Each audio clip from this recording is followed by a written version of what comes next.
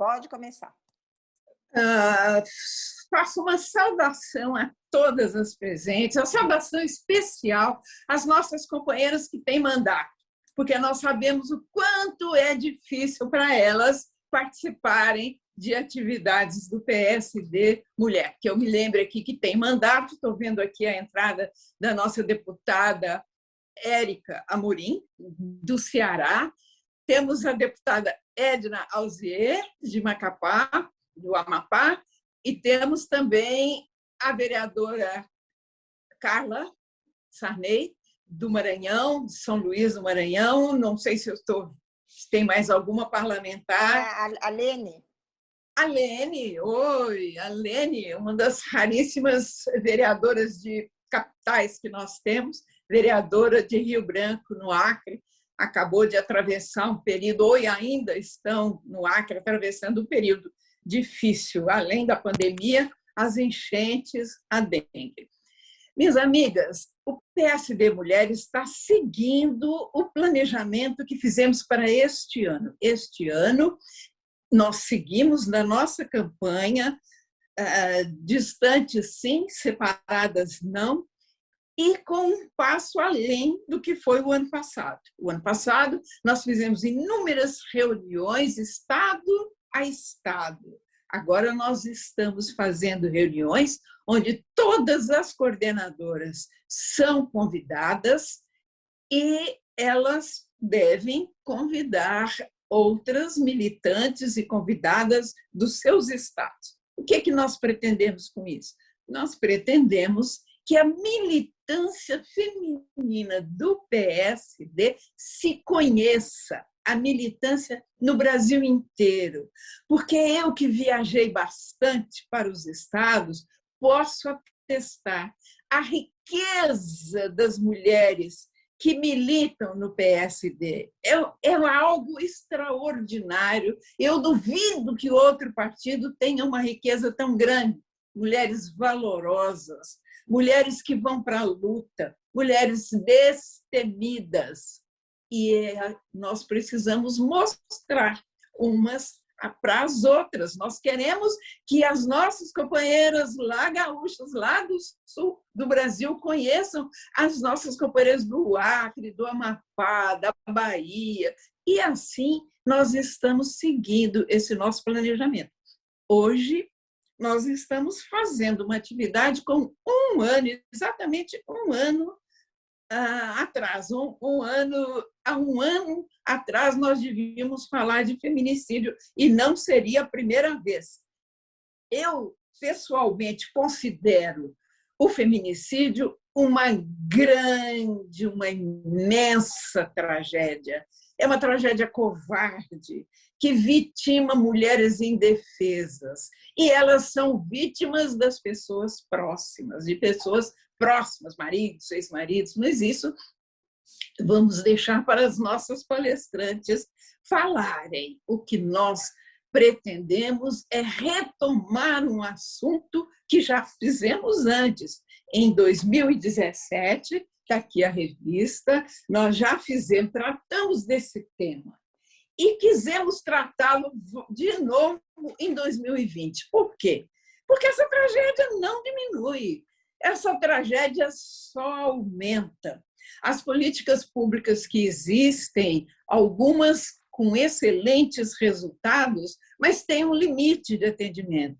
Nós precisamos entrar nessa luta para valer. Nós temos o apoio do nosso partido. Eu trouxe aqui a todas, agradecendo a presença de cada uma. Eu trouxe aqui a todos um abraço do nosso presidente Gilberto Kassab e também da vice-coordenadora nacional do PSD Mulher, Adriana Fosse. E queremos ouvir duas especialistas que são amigas do PSD Mulher, que já nos ajudaram muito e nos ajudam sempre. É só pegar o telefone para a doutora Ângela Lupo ou para a doutora Bia Praskauskas, que elas atendem na hora, estão sempre prontas, como já estiveram no passado, em reuniões presenciais, nos atendendo mostrando um pouco do muito que elas sabem, porque elas não são apenas teóricas, elas estão na frente de batalha, elas estão combatendo o feminicídio no dia a dia, no trabalho delas. Então, meus agradecimentos imensos à querida Ângela e Bia, que são nossas amigas, mas muito amigas mesmo, e temos orgulho de ambas.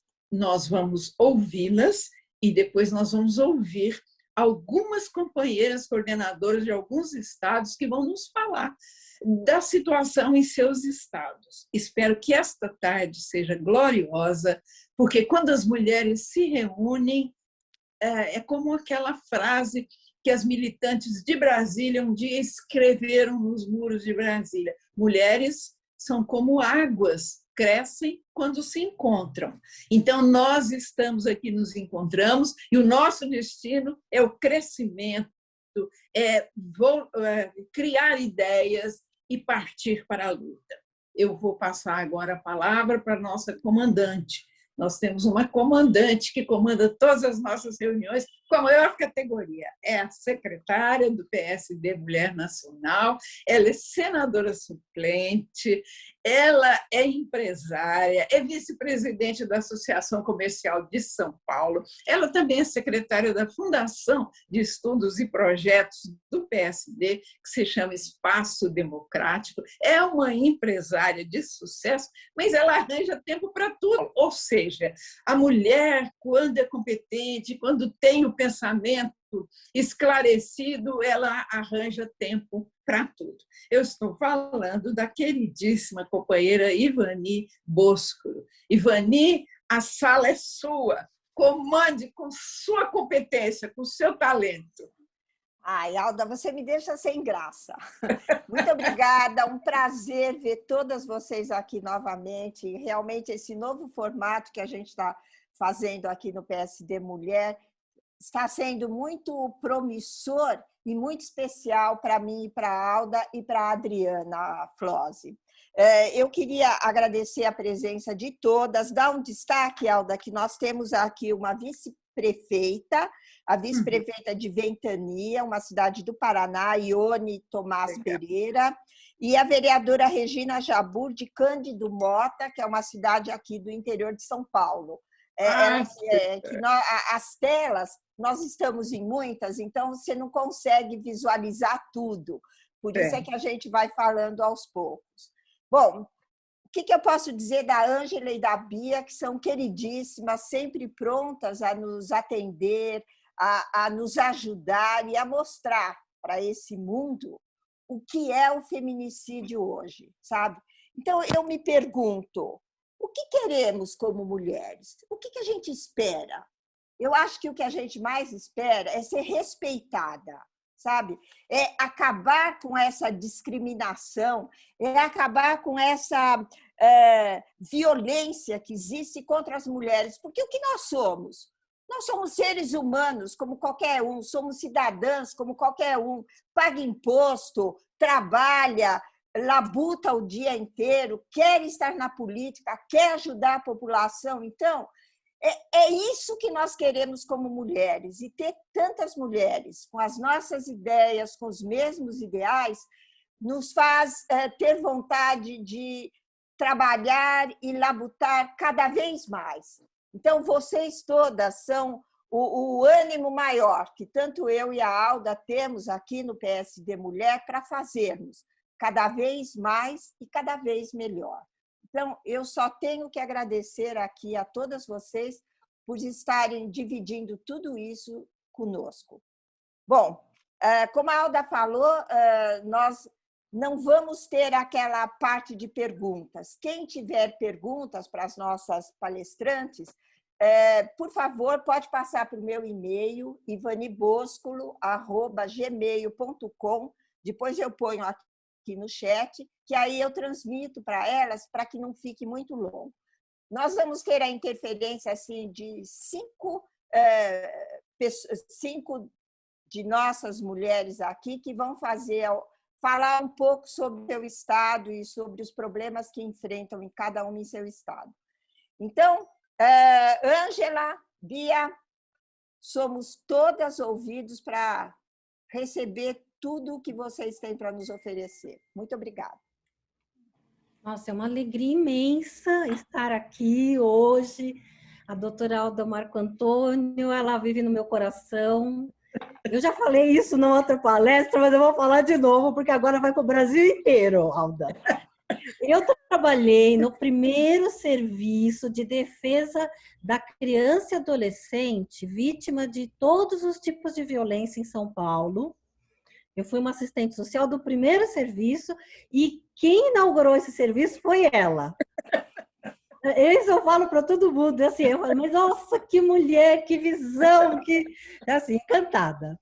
E bom, eu sou a Bia, nós estamos no mesmo dispositivo, tá? Nós estamos no mesmo computador, eu sou a Bia. Eu sou a Ângela Lupo, psicóloga, e nós vamos falar, ela vai falar da vertente do serviço social e eu vou falar da questão emocional, tá? Isso, geralmente a gente divide as nossas falas a partir de que lugar, né? Cada um que fala a partir do seu lugar de experiência. Então, assim, eu vou falar a partir do serviço social, uma visão mais sócio-histórica, trago alguns elementos, para muitas de vocês pode não ser novidade, mas tudo que a gente rememora, tudo que a gente escuta novamente, tem uma outra contribuição na vida. Nada é perdido. Porque às vezes a gente não está naquela tônica, depois você tem uma ideia e fala, nossa, eu já tinha escutado isso, mas não tinha afinado. E a Ângela, uma dimensão mais emocional dessa questão da violência. Vamos agora compartilhar a tela, Ângela. Calma. Ai, cadê o negócio?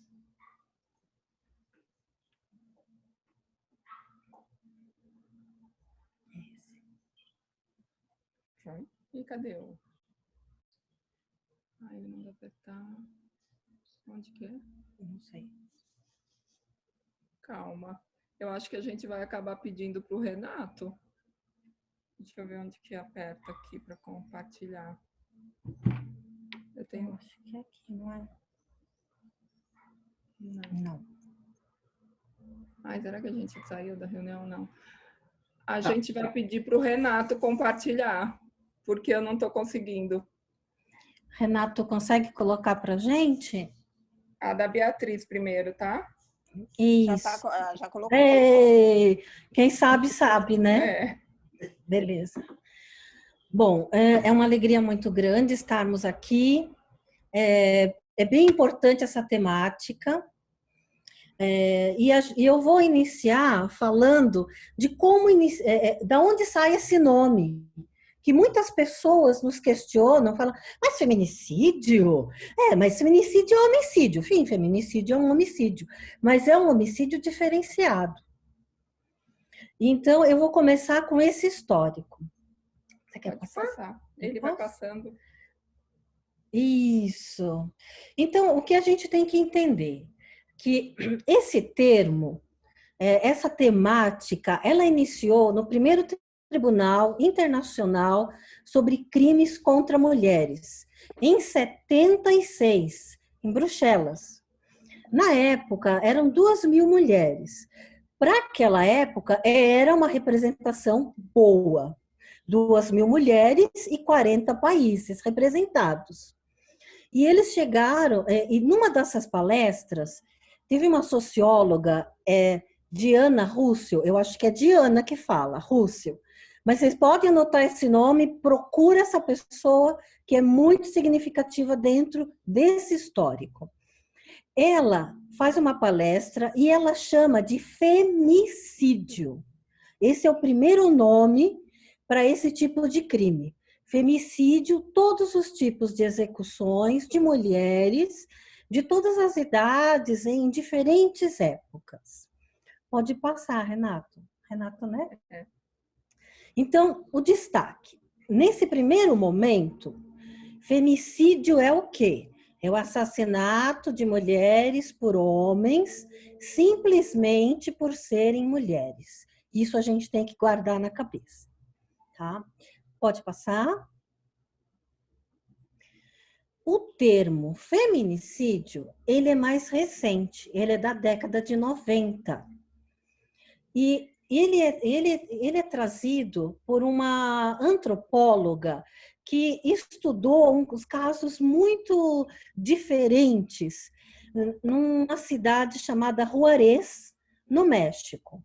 Então, a antropóloga Marcela Lagarde, ela, quando estudou essas mortes dessas mulheres, existiam coisas bem, assim, bem cruéis, situações muito cruéis, apareciam corpos em várias partes da cidade, com seios decepados, sinais de tortura, violência sexual, e em pontos estratégicos e públicos, em que todo mundo passava e via aquele corpo.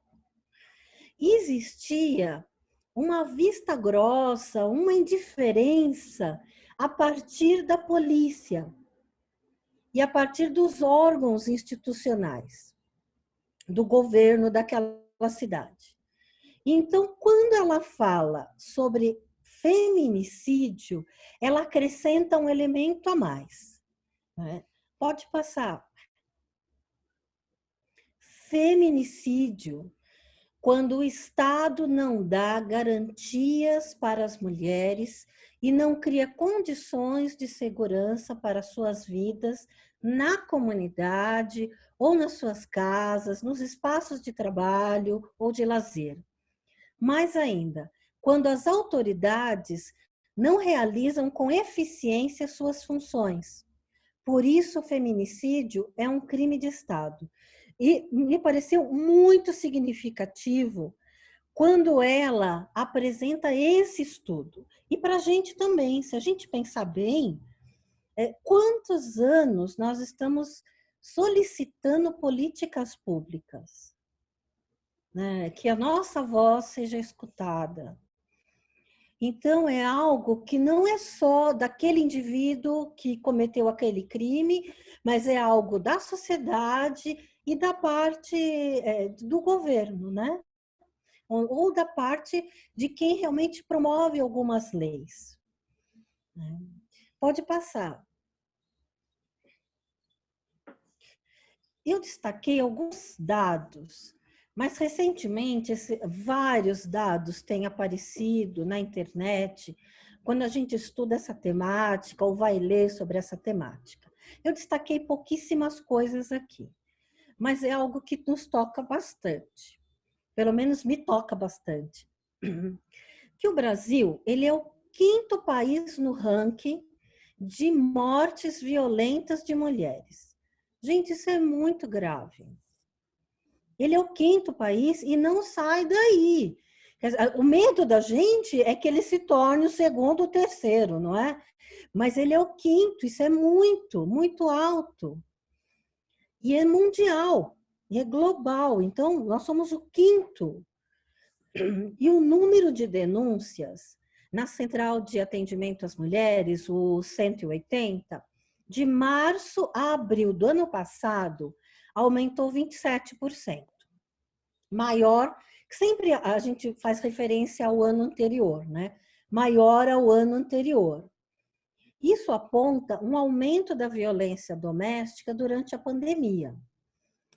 Os órgãos que estudam o aumento da violência, eles estudam aqui no Brasil, mas já vieram estudos lá da China, de quando começou o coronavírus, o Covid lá na China, lá também aumentou a violência. Em todos os países que estão nessa pandemia, houveram aumento do índice de violência doméstica. E o nosso país, mais ainda. E a gente percebeu que uma diminuição dos boletins de ocorrência. Então, porque a dificuldade de sair de casa, a dificuldade de mobilidade, principalmente no ano passado. Então, houve a diminuição dos boletins de ocorrência e o aumento nas denúncias do DISC 180, e o aumento em denúncias até de outros aplicativos. Porque hoje a gente tem vários recursos. Existe o 180, que ele é o principal, e existem vários aplicativos de defesa que você pode pedir socorro. E existem celulares mais novos, tem aquela chamada de emergência, que quando a gente acompanha mulheres em situação de violência doméstica, a gente sempre, uma das primeiras orientações, aciona esse dispositivo ou coloca num lugar muito fácil para uma chamada de socorro. Pode passar, Renato. Então, os casos de feminicídio cresceram 22,2% entre março e abril de 2020. Gente, 2 meses, 27%. Isso em 12 estados que foi feito o levantamento. Agora, o anuário do Fórum Brasileiro de Segurança Pública, ele mostrou que em 2019 houveram 3.730 homicídios de mulheres no Brasil. Isso representa, numa média, de 10 mortes violentas por dia. É muito. Nós temos aí alguns desafios, tá? A nossa lei é de 2015. Então, é algo muito recente. E muitas vezes a polícia, as pessoas que estão investigando o caso, que recebem a queixa, que faz o boletim, ou que faz todo o processo a partir de uma morte, não classifica como feminicídio. Então, assim, os estudiosos dizem que existe um número grande de subnotificações, porque existe uma dificuldade dessa notificação de ser feminicídio. Porque automaticamente, quem está lá na ponta, policial, ele vai colocar como homicídio. Tá? Mas porque, assim, é tudo muito recente, a gente tem que ir aos poucos, né? A água mole em pedra dura, tanto bate até que fura, a gente tem que ir galgando espaços para que realmente seja fidedigno. Né? Se existem características de um feminicídio, tem que ser colocado como feminicídio. O crime é feminicídio. Tá? Pode passar, querido. Então, eu estou destacando uma informação que é do Instituto da Patrícia Galvão. Elas fizeram uma série de pesquisas com pessoas perguntando sobre pandemia e violência contra a mulher. E um dos destaques é esse, que a pandemia tem tornado ainda mais difícil para as mulheres romper o ciclo da violência. 49% acreditam que ficou mais difícil para a mulher denunciar a violência doméstica na pandemia. Bom, isso a gente tem visto, mas é importante quando nós temos uma pesquisa. Né? Quando a Alda fala, a gente tem que se qualificar para poder argumentar e seguir um debate. Nós temos que nos fundamentar em coisas sérias, em estatísticas, em dados bem concretos. Pode passar, querido. Então, a nossa lei do feminicídio é a 13.104 de 2015. Então, ela é de 8 de março de 2015. Ela é um marco no nosso Código Penal. Ela traz o feminicídio de mulheres como uma classificação dentro do homicídio que consiste em matar mulher por ser mulher. Esse homicídio, né, esse feminicídio, ele tem uma pena de reclusão de 12 a 30 anos, a possibilidade, né, entre 12 e 30 anos, e é um crime hediondo. Aí eu achei interessante trazer para a gente fala, é um crime hediondo, é um crime hediondo. Mas a gente muitas vezes fala, mas o que é um crime hediondo, né? Então, quais são essas algumas características de um crime hediondo? Pode passar.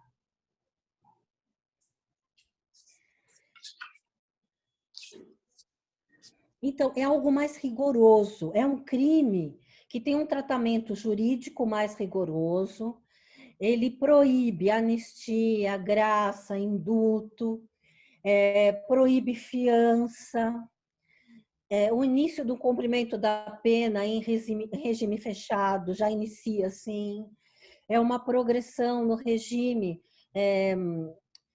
de cumprimento de 2/5 da pena para quem é primário e 3/5 para quem é reincidente. A prisão temporária por 30 dias, ela pode ser prorrogável por um tempo igual. E o cumprimento de 2/3 da pena para livramento condicional. Então, existe um estreitamento no tratamento dessa pessoa que cometeu esse crime. Tá? Podemos passar. E eu trouxe algumas características das bases do feminicídio. Bom, ele está com base aonde? A raiz desse pensamento está na aceitação da dominação do homem sobre a mulher, pela indiferença da sociedade e do Estado. O patriarcado tem leis que controlam a sexualidade da mulher, sua identidade feminina, e o feminicídio mata e destrói o corpo da mulher e elementos da sua dignidade de mulher. Então, a gente pode prestar atenção que um casal, porque existe o ciclo de violência, que depois a Ângela vai falar para a gente.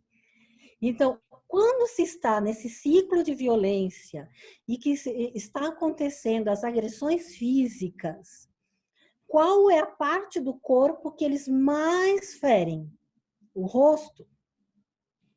São partes visíveis. Essa mulher com o rosto, a boca machucada, partes, orelha, cortes. Por quê? Porque isso significa que ela vai ter que se apresentar no trabalho, em outros lugares, ele está deformando essa feição feminina. É um sinal de domínio, de poder.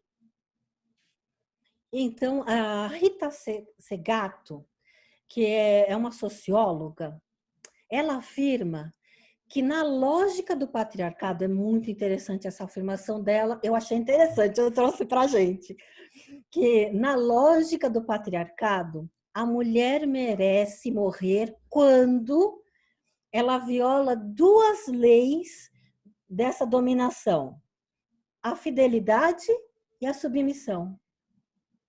Então, quando a gente vê situações em que a mulher começa a emancipação no trabalho, ela começa a trabalhar, começa a ter seu dinheirinho, falar, eu vou sair disso aqui, dessa confusão, dessa casa, desse marido violento. Ele odeia o emprego da mulher. Ele, na realidade, ele odeia o emprego, ele fala mal, ele arruma uma briga, ele começa a ter ciúmes do gerente, do lugar onde ela trabalha, ele começa a ter ciúmes de alguma colega. É assim, é um inferno, a palavra certa, na vida da mulher. Ele cobra o dinheiro dela. Aonde que você está gastando seu dinheiro? Só gasta com besteira. Não precisa. Olha o que aconteceu com as crianças. É porque você não está em casa. Então, assim, são várias situações que está dentro da submissão, que é uma das leis do patriarcado. A outra lei do patriarcado é a fidelidade. Mesmo quando ela está separada. Separou o namoro, separou do namoro, terminou o namoro, terminou o noivado, terminou o casamento. Mesmo assim, ele se acha dono. E aí, quando ela arruma outra pessoa, começa com outro relacionamento, ele fica doido. Aí ele vai lá, faz escândalo, briga, mata. Por quê? Porque violou essa segunda lei. Eu achei muito significativo a gente refletir sobre isso. Pode passar, querido.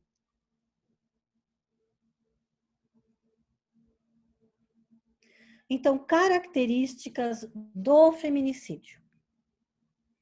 é executado por companheiro ou ex-companheiro. Muitas vezes a relação afetiva foi finalizada ou está no término. Quando está no término e ele percebe que ela vai sair do poder dele, fica muito intenso o ciclo da violência. Ele é proferido, a maioria, com arma branca, alguns acontecem com arma de fogo, mas a maioria são armas brancas, geralmente na frente dos filhos. E o que me pareceu assim horrível. Por quê? Porque a violência, ela é aprendida socialmente, certo? A gente aprende a ser uma pessoa de paz, uma pessoa de tolerância, mas também a gente aprende a ser uma pessoa de violência. Então, se eu faço isso na frente dos meus filhos, falando que a mãe deles é uma vagabunda, que ela, um monte de outras coisas que eles falam, eu estou o quê? Eu estou perpetuando, eu estou transferindo para outra geração que isso é possível e que isso acontece. E teve uma promotora aqui em São Paulo que ela fez um levantamento, eu fico devendo o nome, de gerações de filhos que presenciaram as agressões da mãe e a morte da mesma. Gente, no hospital, eu atendi uma avó que foi no Nordeste, eu não sei a cidade, resgatar os netos porque a filha tinha sido morta. E o companheiro dessa filha estava preso. Eram dois menininhos, um de 3 e um de 5 anos. Ela me trouxe essas crianças para o tratamento no hospital. Eles perderam a fala. Eles não falavam de tristeza. Ela disse que eles não falavam mais depois que essa mãe morreu. Nossa, mas isso me doeu muito o coração. Acho que é por isso que eu trouxe esse dado, para a gente pensar um pouco. Pode passar, querido? Bom, isso aqui é o top do momento, né? A legítima defesa da honra. Então, assim, a gente, desde o ano passado, do final do ano passado, foi feita uma provocação à corte do STF, teve um partido que apresentou uma ADPF, isso é o quê? A arguição de descumprimento de preceito fundamental. Trocando em miúdos, é cutucar para dizer, peraí, isso aí fere a Constituição. Não se pode mais fazer esse tipo de alegação na defesa dos criminosos. E foi acolhido pelo STF, foi esse mês que Dias Toffoli se pronunciou, houve a votação, ele foi o relator do caso. Na realidade, aconteceram 2 fatos no ano passado. Um advogado de defesa que entrou com essa justificativa que o homem tinha matado a mulher, ele matou a mulher a facadas, em legítima defesa da honra dele, e foi acolhido. No final do ano, se eu não me engano, foi no Natal, que teve uma juíza que foi morta. E o STF foi solidário, fez uma carta, isso não pode acontecer. E nesse ano, graças a Deus, né, eles realmente, a corte votou, analisou e votou, a maioria, que não se pode ter mais esse tipo de justificativa. Isso é do passado. Pode passar, querido. Eu destaquei, para finalizar, uma frase do ministro Dias Toffoli, né? Imputar às vítimas a causa de suas próprias mortes ou lesões, contribuindo imensamente para a naturalização e perpetuação da cultura de violência contra as mulheres do Brasil. Isso é uma injustiça, uma completa injustiça. E pode passar. Aí tô eu dando meu sorriso para vocês. Meus contatos estão aí. Estamos à disposição. E agora a gente passa para a Ângela, que a Ângela vai esmiuçar algumas coisas mais para a gente. Muito obrigada, muito obrigada. Cadê o Renato? Renato, socorro, Renato. Eu quero primeiro agradecer o convite da Alda Marco Antônio, né, que está sempre preocupada com essas questões da violência contra a mulher. E quero agradecer a todas que estão aqui presentes, porque a gente que trabalha com violência, a gente pensa muito na questão da prevenção. Né? O que a gente pensa quando a gente está na linha da frente? A gente pensa que a gente não quer que chegue a esse ponto. Então, eu acho que a forma que a gente tem de prevenir é conhecendo. Eu vou falar da questão mais emocional da violência, tá? Renato, pode colocar. Por que a gente precisa falar de feminicídio, né? É bem isso. É uma questão de prevenção. O que a gente pode fazer para prevenir? Pode passar, Renata. Para falar de feminicídio, a gente não tem como falar sem falar da violência doméstica. O que é a violência doméstica? É um padrão de comportamento que envolve violência ou abuso de uma pessoa contra outra num contexto familiar, num contexto doméstico, por parceiros, ex-parceiros, né? E pode ser também contra crianças, adolescentes ou idosos. É interpessoal entre as pessoas e é uma negação dos valores universais de igualdade e liberdade, que é o que a gente está falando, né? Porque o que é o feminicídio? É a morte pelo fato de sermos mulheres, né? É um fator de poder e submissão. Toda violência é uma forma de poder, é uma forma de querer colocar o poder em cima do outro. E a violência transforma o outro em objeto. É como se isso aqui é meu objeto, eu posso tacar, posso fazer o que eu quiser com ele, né? Eles são donos. E isso tem a ver com patriarcado, é uma coisa cultural e a gente tem que se dar conta para poder ir mudando isso, né? A gente tem um longo caminho pela frente. A violência doméstica, ela anula o desejo do outro, ameaça a vida, e ela acontece em ambiente extremamente seguro.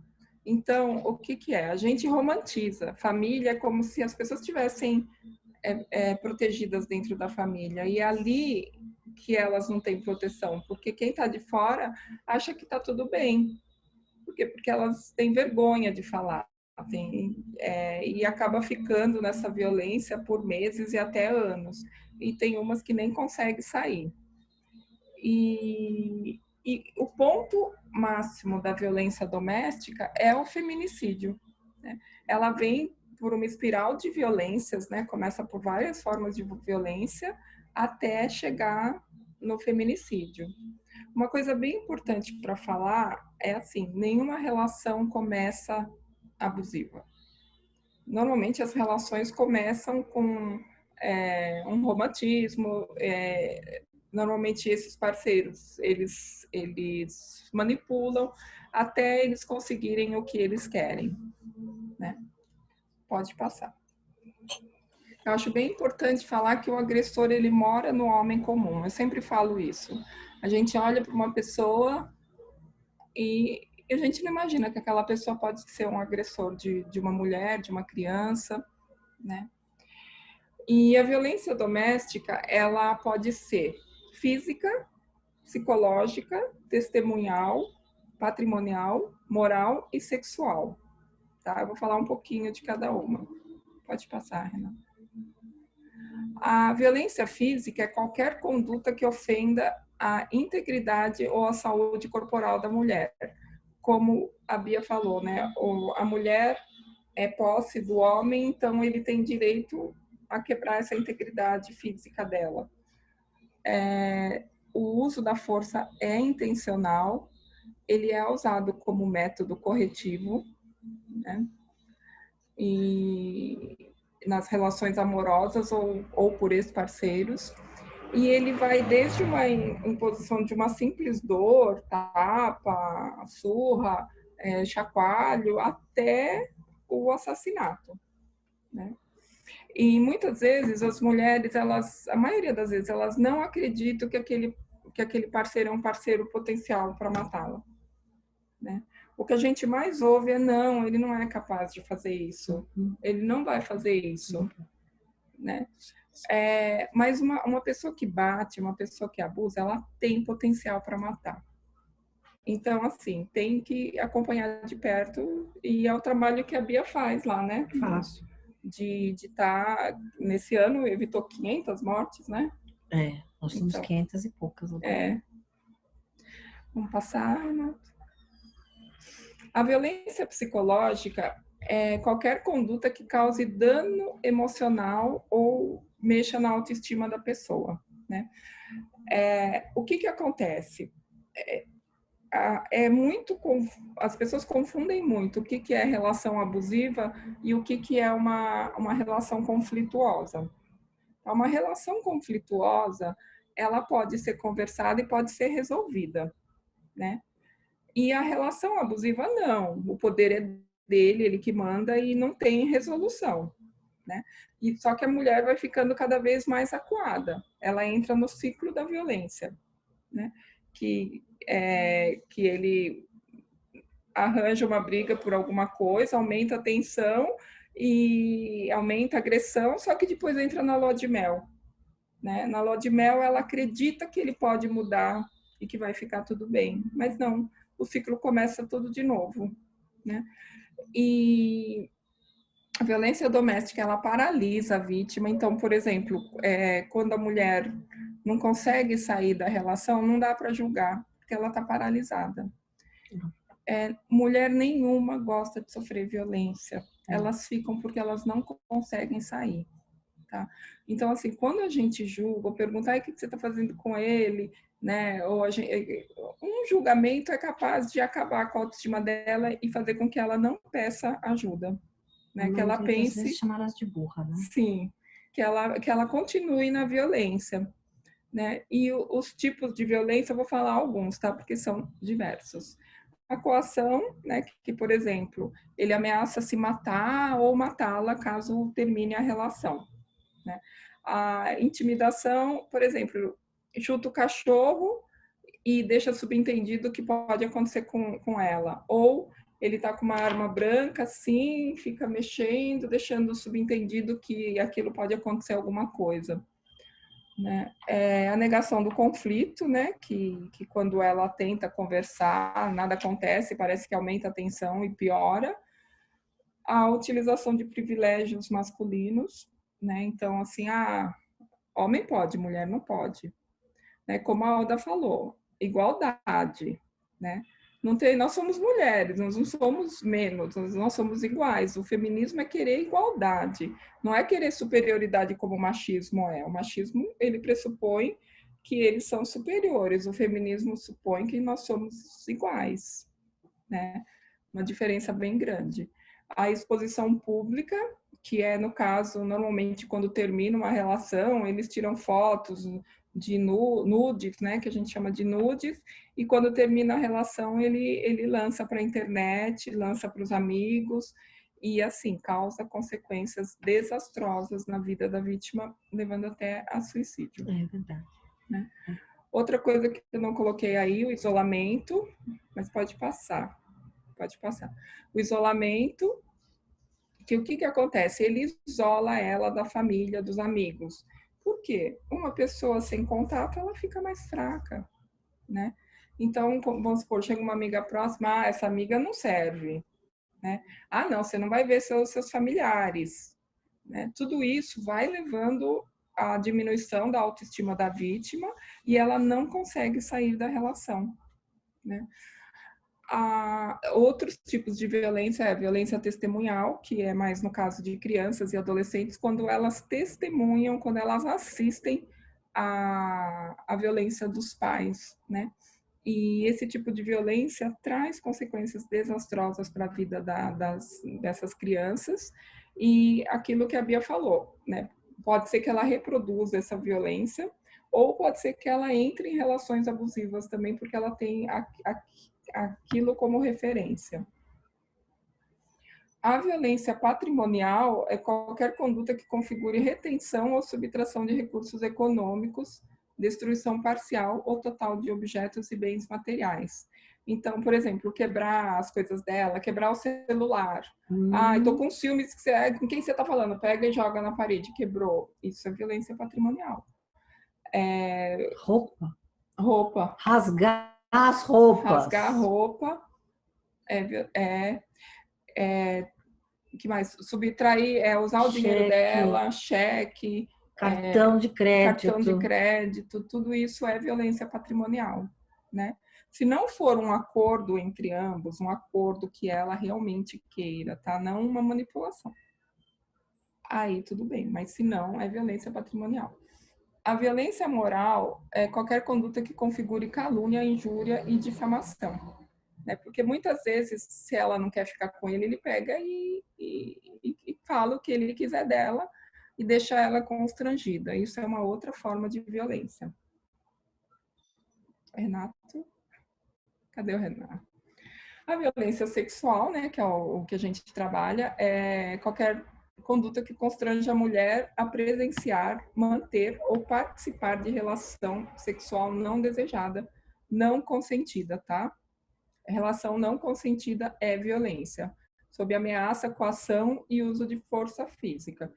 Pode ver que aqui, só nesse parágrafo, tem violência física, violência psicológica, violência sexual, né? Normalmente ela não vem sozinha, ela vem um combo. Né? É um combo. É um combo. Então é difícil, né? E se a mulher estiver sozinha nisso, ela não consegue sair. Né? Outra forma de violência é impedir de usar algum contraceptivo ou que force a gravidez, ou aborto, ou prostituição, mediante coação, chantagem, ameaça, manipulação. E que é super importante, a violência sexual, ela pode acontecer dentro de uma relação amorosa, porque as pessoas falam, mas é casado, então ela tem obrigação. Não. Se não consente, não é permitido, é violência sexual. Tá? Cadê o Renato? Tá baixo? Tá baixo, gente? Deixa eu falar. Aí eu separei um caso emblemático, né? Porque é a Maria da Penha, que tem a nossa lei da Maria da Penha graças a ela. O que aconteceu? Ela sobreviveu, então ela pôde contar o que aconteceu. É um caso representativo da violência doméstica a qual milhares de mulheres são submetidas em todo o Brasil. A luta dela foi por 19 anos e 6 meses por uma vida livre de violência. Ela lutou muito. Ela é farmacêutica bioquímica, fez mestrado em parasitologia em análises clínicas na USP, na Faculdade de Ciências Farmacêuticas da USP. E é autora do livro Eu Sobrevivi, Posso Contar. Então, assim, ela sobreviveu para contar. E é muito impactante a história dela, porque ela sofreu todos os tipos de violência. Todos. E ela é fundadora do Instituto Maria da Penha, em 2009, e até hoje ela dá palestras na luta contra a impunidade dessa violência que é social, cultural, política e ideológica, afetando milhares de mulheres, adolescentes e meninas de todo o mundo. Por isso que é importante a nossa reunião aqui, né? Porque tem uma questão social, cultural, política e ideológica. A gente precisa mudar isso. E como que a gente muda? A gente muda fazendo isso que a gente está fazendo. Né? É uma tentativa. A gente vai plantando sementinhas para tentar uma mudança para daqui para frente, né? Renato, pode passar. Cadê o Renato? Então, eu vou falar um pouquinho da história dela, tá? Ela conheceu o Marco Antônio, ele era colombiano e estava cursando mestrado na USP, foi em 74. ela começou a namorar Marco Antônio e ele era um cara super legal, entre aspas, né? Ele era amável, sedutor, educado, gentil, inclusive com as pessoas de fora. Isso é importante, por quê? Porque eles manipulam porque se ela for falar com alguém, as pessoas vão falar, nossa, mas ele é um amor, né? Não. Tá? Eles se casaram em 1976 e após o nascimento da primeira filha, quando ela finalizou o mestrado, eles mudaram para Fortaleza. E as agressões começaram quando ele se estabilizou financeiramente e conseguiu a cidadania. Aí foi uma espiral de violência, né? E ele começou a agir com intolerância, ele cobrava de tudo, ele maltratava, as crianças ela tem 3 filhas, tiveram negligências, maus tratos, né? Assim, foi muita violência. E o interessante para a gente poder entender que mesmo estando na violência, ela não conseguia sair, né? Ela ficou, mesmo sabendo. Renato, por favor. Cadê? É esse mesmo. É esse? É. Tá. Desculpa, gente. O que aconteceu? Em 1983, ela foi vítima de dupla tentativa de feminicídio. Primeiro, ele deu um tiro nas costas dela enquanto ela dormia, né?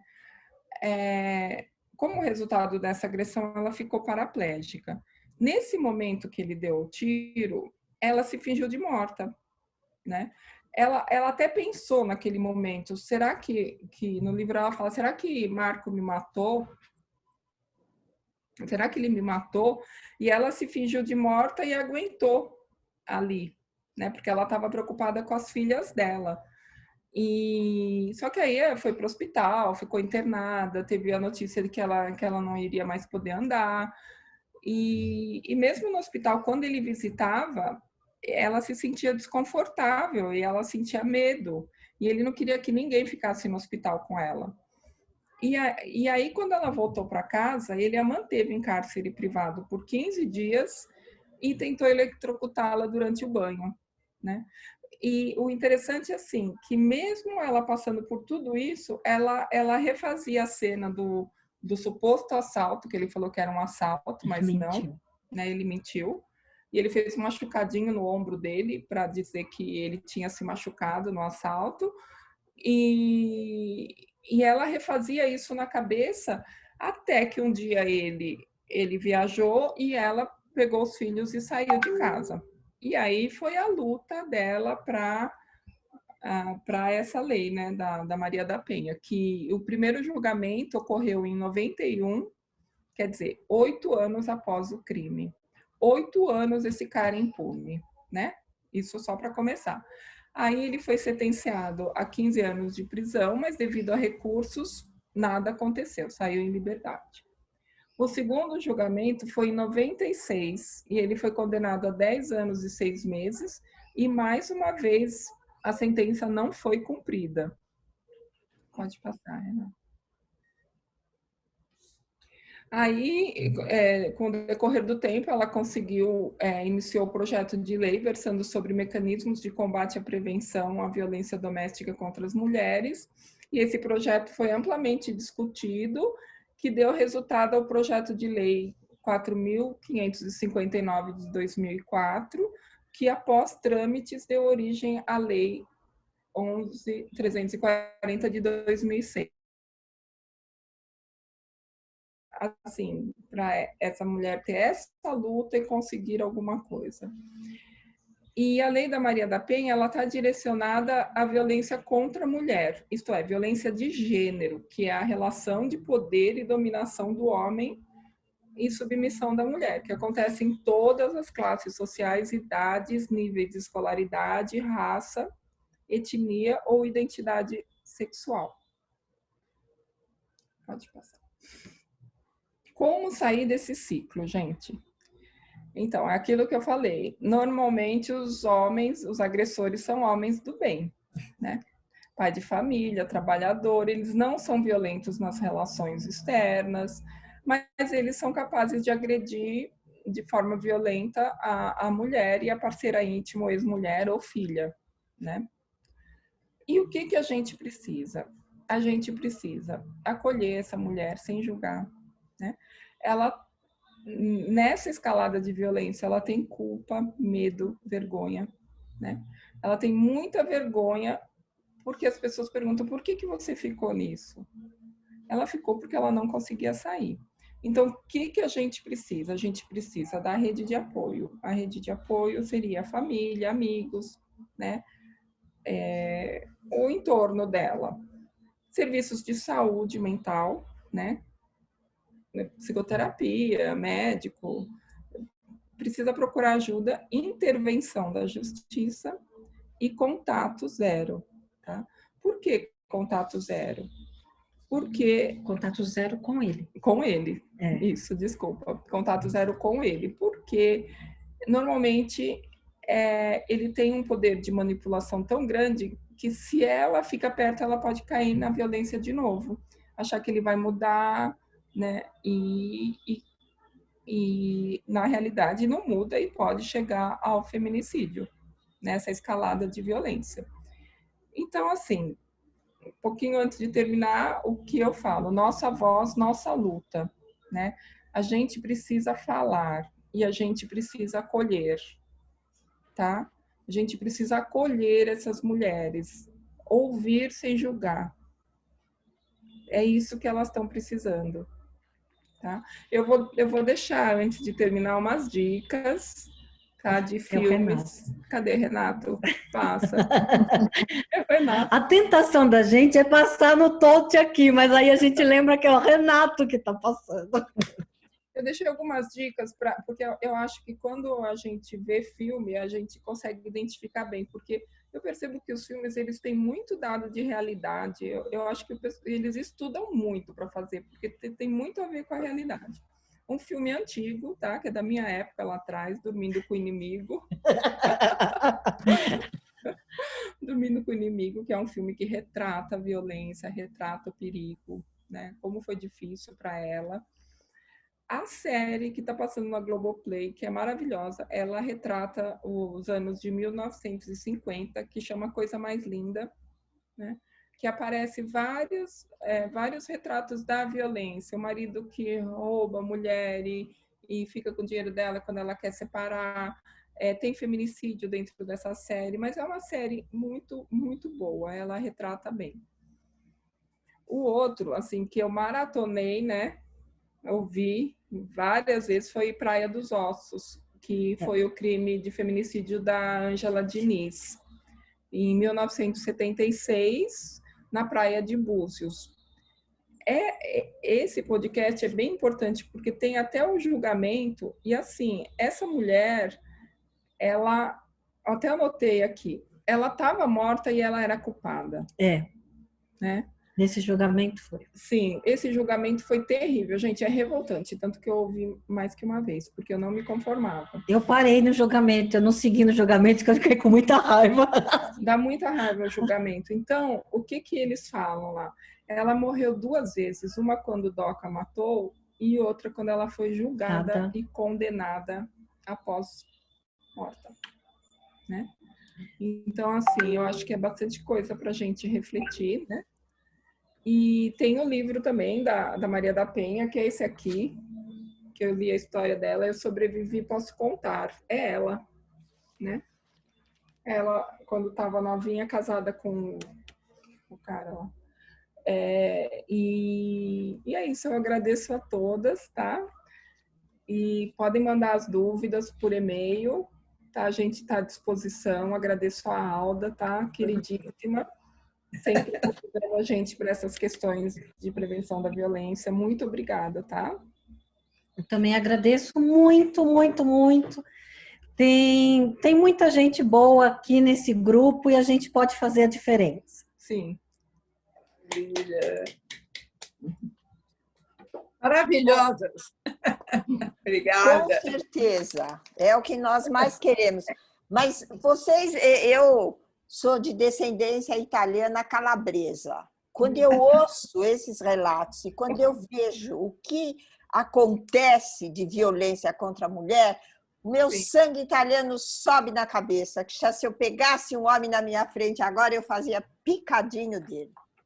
É revoltante a gente ficar ao par dessa. Fazia calabresa. Sabe? Então, Nem aquele momento da calabresa. Então, Alda, antes da gente continuar, eu queria dizer também que nós temos aqui uma vereadora também, que está no primeiro mandato, a Sirlene Salvalágio, de Enéas Marques, no Paraná. Muito obrigada por você. Ivani, eu vi que entrou também a Cláudia de Porto Alegre, vereadora em Porto Alegre. Obrigada, Cláudia. Obrigada. É que a gente vai dividindo, Alda, porque eu não consigo ver todo mundo, você também não, então a gente vai indo aos poucos, né? Bom, como a Alda falou, nós vamos, assim, quem tiver perguntas, por favor, eu vou pôr o meu e-mail aqui no chat, pode mandar para mim que eu passo para a Ângela e para a Beatriz, e nós vamos ter, assim, vamos ouvir 5 das mulheres aqui presentes que vão fazer alguma consideração, né? Então, eu vou começar pela Edna, que é a nossa deputada do Amapá e é a coordenadora do PSD Mulher de lá. Você pode entrar, Edna. E é deputada, Ivani. É deputada, eu falei. Obrigada, boa noite a todas. É uma satisfação poder estar participando hoje aqui com a nossa líder, a nossa companheira de todas as horas, né? A nossa Alda querida, também a Ivani, que sempre está conosco. Amei as orientações aqui, fiquei muito atenta, ouvindo, realmente. É um tema muito triste para nós mulheres, né? Falar sobre o feminicídio. A gente percebe que a nossa conquista, o nosso avanço, participar da sociedade, construir uma sociedade melhor, tem causado muito transtorno para nós. Então, eu sempre digo que o feminicídio a gente precisa trabalhar. O nosso desafio aqui no estado do Amapá é trabalhar a conscientização, a cultura. É uma cultura de que a mulher tem que ficar em casa, que a mulher não pode trabalhar, e aí os homens vêm ali não aceitando e acabam causando o feminicídio. Então, a gente tem que passar essa etapa, né? Temos que nos unir, fazer valer a lei mesmo, né? Nós temos casos no nosso estado aqui, nós somos 16 municípios, mais de 10 casos de feminicídio de 2019 até agora. E mais recente, eu posso, com muita tristeza, falar para vocês, uma grande empresária do nosso estado foi morta pelo namorado, pelo companheiro, e quis acusar o filho dela. Mas foi feito todo um trabalho, uma investigação com tudo, pessoas que vieram de fora do Brasil, constatou que foi o parceiro que matou. E nós estamos agora nos unindo. Eu sou vice-presidente da Procuradoria da Mulher na Assembleia Legislativa do Estado do Amapá. Nós temos uma procuradoria que tem como principal objetivo fiscalizar toda e qualquer injustiça cometida para nós mulheres. Feminicídio, casos de obstétrica, violência doméstica, toda e qualquer injustiça, né? E a gente levou esse caso para a Procuradoria Nacional na Câmara Federal, porque tem situações que a gente não consegue resolver só aqui. E tivemos caso também de feminicídio, aí eu quero compartilhar com vocês, de uma conterrânea nossa que foi morta aí em Goiânia. E vejam vocês, a família já sofrendo muito com a morte e não tiveram condições de trazer esse corpo para cá. E aí vai o meu pedido logo aqui, como parlamentar, como mulher, que nós possamos colocar no orçamento do Estado, que ele possa, sim, criar condições de trazer esse corpo para o Estado natal dessa vítima, né? Que nós tivemos que fazer uma coleta, as deputadas daqui do Estado do Amapá, alguns deputados, para poder trazer o corpo. E a família, naquele momento de sofrimento, ficou muito grata. E, assim, eu vejo que, além do sofrimento, nós precisamos agir. Cada dia, uma conquista, né, Alda? A todos aqui que nos escutam. Então, nós tivemos um avanço. Na verdade, 2019 e 2020, com a pandemia, os dados mostram que reduziu. mas a gente até contesta, porque houve muita ligação. O isolamento, a pandemia, fez com que essa mulher não pudesse denunciar, não pudesse correr atrás dos seus direitos. Então, oficialmente, nós não temos esses... diz que diminuiu, mas, na verdade, na prática, a gente sabe que não. Na prática, a gente sabe que a violência foi muito grande, né? E a gente precisa combater, sim. Nós precisamos desconstruir essa cultura de que a mulher ela não pode ter emprego, que ela não pode se vestir qualquer roupa. Não funciona dessa forma. Nós temos que... O nosso lema aqui da Procuradoria, da Frente Parlamentar contra a Violência Doméstica, é educar para combater o feminicídio. E nós já estamos fazendo essa parceria com as escolas da Prefeitura e do Estado, para que a gente possa levar, né, esse conceito, essa nova cultura, formar novas gerações que precisam entender que a mulher ela tem que ser tratada com respeito, com igualdade. Diferente em gênero, sim, mas em direito nós queremos igualdade. E é por isso que nós estamos hoje aqui discutindo, né, parabenizar todas as mulheres que aqui se fazem presentes, todas as deputadas, vereadoras do nosso partido, dizer que cada dia mais precisamos estar unidas em prol das mulheres. E nós aqui no Estado do Amapá, a deputada Cristina Almeida, nossa presidente da Procuradoria, a deputada Aline Serrão, deputada Thelma Gurgel, deputada Thelma Neri, a deputada Aldilene Souza, todas nós estamos unidas em defesa das mulheres. No Estado do Amapá, nós somos agora, de 24 deputados, nós temos 9 mulheres deputadas que defendem a nossa causa, a nossa justiça. Então, eu quero agradecer a oportunidade, o que eu puder estar ajudando com informações, nós temos todo o material aqui também, e dizer que é nesse momento de construção de pandemia que a gente vai se reinventar cada vez mais. Muito obrigada. Eu não sei se vai ter alguma pergunta, mas eu quero já agradecer a todas. Eu queria só fazer uma observação, não sei se vocês podem me ajudar, Ângela e Beatriz. Seria interessante colocarmos o perfil. O que caracteriza o perfil de um homem machista, de um homem... Porque tem muito isso, né? Olha, por exemplo, agora, observei que tem a violência testemunhal, né? Nossa, como aconteceu isso? E aí a gente acaba vendo vários fatos que a gente não se percebe no dia a dia. Hoje não. A gente tem muita informação e consegue identificar o problema para justamente correr atrás, né? Para que a violência não se propague cada vez mais. É o conhecimento que fortalece também a nossa união, a nossa justiça. Sim. Conhecendo que a gente consegue prevenir. Então, é aquilo que eu falei, se for uma relação abusiva, no diálogo não resolve, né? Ele vai ficando cada vez mais agressivo e ela vai ficando acuada sem poder responder. Então, se você consegue resolver conversando, não é uma relação abusiva. Se o cara te subtrai as coisas e você não consegue conversar, ele manda e pronto, ou ele quebra teus objetos, ou ele te intimida, ou te humilha, né? Aí, e não tem como conversar, porque errar todo mundo erra, né? Mas é diferente de uma relação violenta, de uma relação abusiva, de uma relação que pode levar ao feminicídio. O perfil, né? O perfil de alguém que é controlador, né? De alguém que ele faz a pessoa se confundir. É ciúmes porque me ama. Ele está aqui o tempo todo na porta do meu trabalho porque ele gosta de mim. Mas o objetivo é controlar. Então, assim, um perfil controlador, um perfil que ele, em certas situações, ele sabe mais, ele tem a última palavra, ele não pede a opinião dela, ele não cede para ela. Então, esses perfis são os que vão começar esse caminho, né? Porque aí ele já está apontando a pontinha do iceberg que ele é um machista. Gente, a gente precisa tomar cuidado também com o nosso próprio machismo. A gente tem que desconstruir. O nosso. O nosso. É bem importante para a gente poder passar isso, né? Porque a gente tem coisas machistas que a gente acaba se submetendo porque é cultural. A gente foi criada assim, né?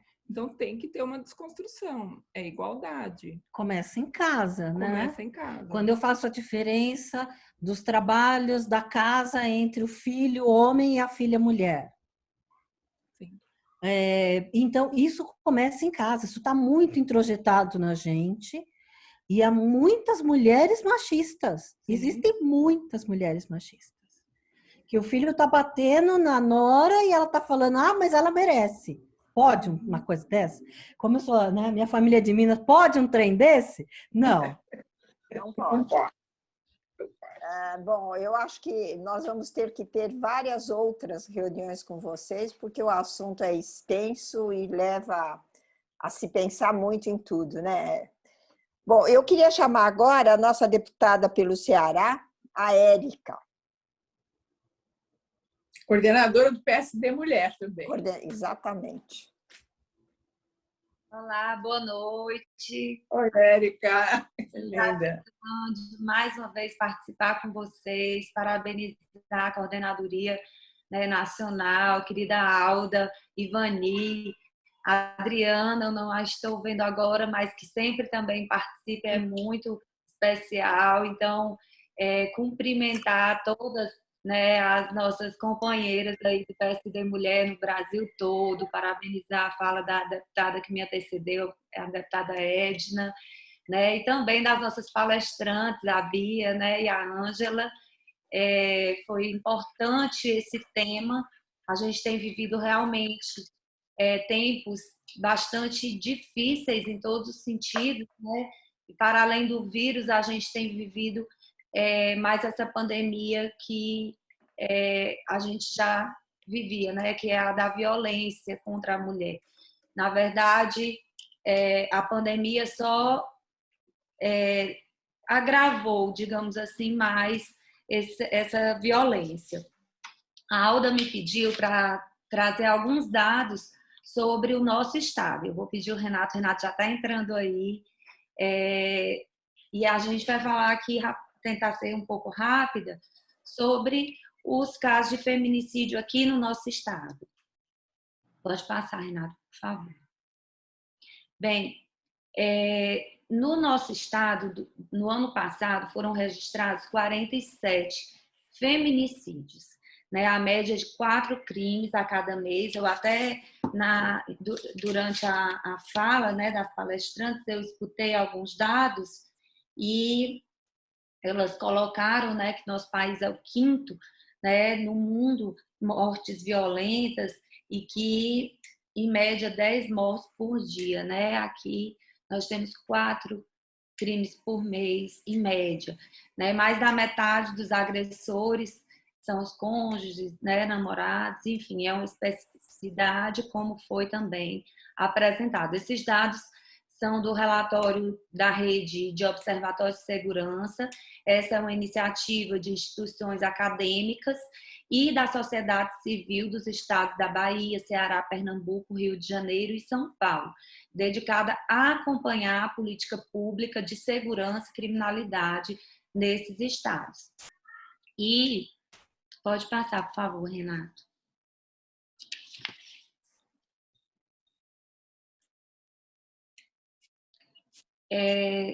Antes de entrar nesse slide, eu queria só falar que aqui no nosso estado foram registrados por esse observatório esses 47 casos de feminicídio, né? Porém, a Secretaria de Segurança Pública teve um registro menor, né, inferior, que contabilizou apenas 27 desses feminicídios, né? Essa rede de observatório, ela monitorou 1.823 eventos relacionados à violência contra a mulher nesses 5 estados, em uma média, né, de 5 por dia. Desses, 252 foram no estado, né, do Ceará. Aqui no nosso estado, nós temos 10 delegacias de defesa da mulher. né, nas principais regiões, nas macro-regiões, né, Fortaleza, Pacatuba, Caucaia, Maracanaú, que são cidades da região metropolitana, algumas do Sertão Central, né, e do norte do nosso estado. Mas eu fiz um estudo sobre a população desses municípios, né? Nós temos lei que diz que a cada 60 mil habitantes nós devemos ter pelo menos uma delegacia especializada, né? Porém, nós não conseguimos ainda efetivar aqui no nosso estado essa realidade, né? Nós só temos cobertura para 46%, né, da nossa população. Se a gente for comparar, né, o nosso estado, que tem mais de 9 milhões de habitantes, né, esses municípios onde nós temos as delegacias especializadas, eles têm a cobertura de 4.189.000, então 46% em média, 46% da população. Na capital, nós temos a Delegacia da Mulher, que ela faz parte do complexo da Casa da Mulher Brasileira, e aonde são disponibilizados serviços especializados, né, da rede de atendimento à mulher em situação de violência. Então, lá também tem um espaço para o juizado especializado, Ministério Público, Defensoria Pública e um centro de referência da mulher. Então, é um trabalho bem importante que tem acontecido e tem trazido resultados também no sentido da mulher ela ter acesso à informação, ela ser estimulada a fazer a denúncia, ela ter condição de se sentir também ali acolhida de fato, né, de ser protegida por aquela rede. Então, tem sido um trabalho que hoje nós temos apenas uma casa, mas o governo do estado do Ceará está implantando mais 3 casas da mulher brasileira que, na verdade, já virá a Casa da Mulher Cearense, né? Mais 3 aqui no nosso estado já estão em construção. Pode passar, por favor, Renata. Desde março, né, 6 das 18 tipificações penais disponíveis no meio eletrônico, elas podem ser registradas no âmbito da violência doméstica e familiar. Então, crimes de ameaça, violação de domicílio, calúnia, difamação, injúria, dano, enfim. A Lei Maria da Penha, ela é uma lei muito completa, né? E a gente, na verdade, tem buscado levar cada vez mais o conhecimento dessa lei, né, e da abrangência desses tipos de violência, para que as pessoas realmente compreendam que a violência não é só a violência de quando acontece o espancamento ou a morte em si, né, mas que existem outros tipos, como muito bem foi colocado. Enfim, aqui no nosso estado nós temos, pela Polícia Militar do Estado, um serviço de um grupo de apoio às vítimas, né, que é chamado Ronda Maria da Penha, né? Então, ela acompanha e monitora todas as mulheres que estão sob medida protetiva, né? E esse serviço é muito importante também para trazer as mulheres à condição de acreditar que devem sim denunciar e que elas vão receber do Estado, né, o apoio no sentido de segurança, né, de se sentirem mais protegidas de fato. Pode passar, por favor, Renato, para eu concluir, porque eu acho que eu já demorei muito. Gente, é muito importante, eu queria dizer também, aqui na nossa Assembleia Legislativa, nós também temos a Procuradoria Especial da Mulher, que também tem a finalidade de zelar, né, pela participação das deputadas nos órgãos, né, e atividades.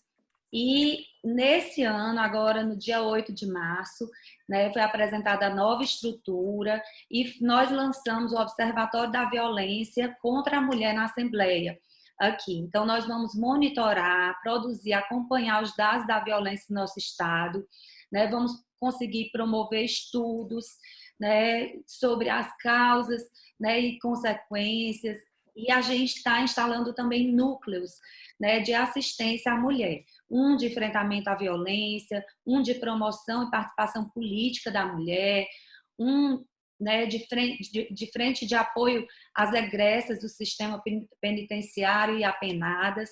Então, a Procuradoria Especial vai receber uma nova sede com esses espaços e a gente vai, em parceria também com a Defensoria Pública, já foi feita reunião com o Tribunal de Justiça do nosso estado, então nós vamos estabelecer importantes parcerias no sentido de dar, né, não é uma característica finalística da casa, mas a gente acredita que através da Procuradoria a gente pode sim colaborar com essa temática e nós, deputadas, né, colaborarmos com os estudos, né, e a ampliação aqui dos serviços, né, de apoio às mulheres vítimas de violência. Renato, pode passar, por favor. No primeiro ano de mandato, nós demos entrada a um projeto de lei que institui a prioridade no atendimento às mulheres vítimas de violência, né? Tem uma frase que é muito emblemática da Maria da Penha, que diz que a vida começa quando a violência acaba. Não é fácil romper com o silêncio, né? Mas é necessário cada vez mais a gente falar sobre isso e estimular que esse silêncio seja vencido, que haja encorajamento, né, para que a vida de fato possa seguir mais plena. Então, eu queria agradecer a oportunidade, pedir desculpa se eu falei demais. Não. Obrigada, Érica. O assunto requer mesmo muita fala, né? Mas muito obrigada. Eu queria chamar agora a Cristina Cabral.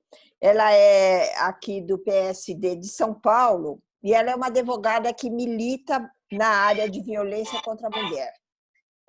Cristina, por favor. Desculpa, estou trabalhando. E antes da Cristina entrar, eu só queria dizer que nós temos aqui várias mulheres assim que são do nosso time. Nós temos a Aline Cuxa, não sei se eu estou pronunciando direito, que é vice-prefeita de Roncador, no Paraná. A Márcia, que é vereadora de Mirador, também no Paraná. E a Terezinha, de Ramilândia, que está no 3º mandato, também vereadora no Paraná também. E a Rosângela Gruger, de Maripa, todas no Paraná. A gente tem bastante mulher no Paraná, né, Alda? Então, Cristina, pode ser você. Bom, primeiro eu queria agradecer muito a oportunidade de estar aqui, de estar falando para vocês. Agradecer a exposição das palestrantes, das ilustres deputadas que falaram antes de mim, e eu vou aproveitar a oportunidade, como advogada militante na área, né, do direito de família, do direito da igualdade de gênero, e na minha atuação no dia a dia como advogada nos casos de violência doméstica, para complementar um pouquinho o que elas falaram. Bom, um dos tipos de violência que eu gostaria de falar aqui para vocês, que é uma tipificação nova, né, que a gente começou a falar, que eu acho importante a gente falar no combate à violência, é a violência processual. O que é violência processual?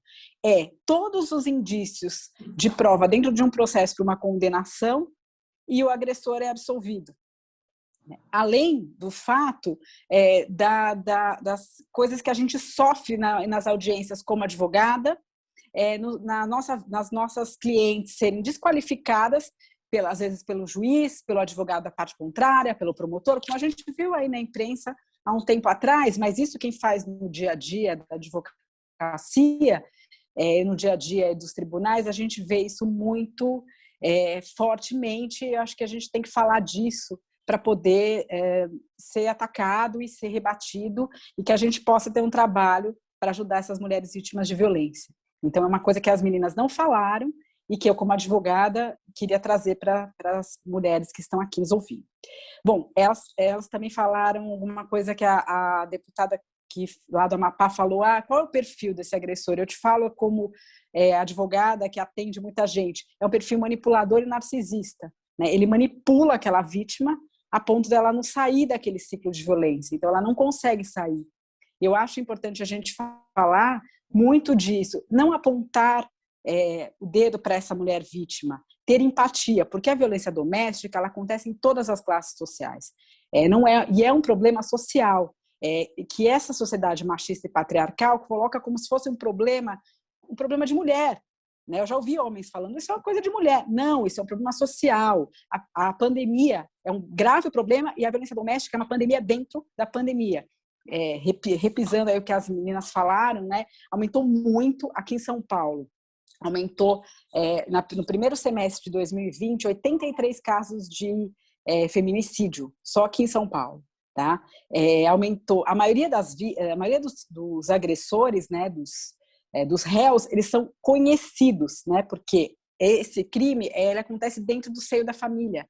Né? Então, tem que ter realmente um combate mais, né, forte, e eu acho que falar, educar e falar para essas mulheres isso o tempo inteiro é muito importante, porque, como elas falaram aí, se a gente não explica o que é, a gente não fala o que é violência, às vezes você está no ciclo de violência, você não tem a capacidade de perceber que você vive uma relação abusiva, que é diferente de uma relação que não deu certo, de uma briga, né, de uma separação, é muito diferente. Ela tem características próprias, né? Então, a gente falar para as meninas, para as adolescentes que vivem em relacionamentos, para as mulheres que estão casadas, que têm seu companheiro, que elas podem estar numa relação abusiva, eu acho que ajuda muito no combate à violência.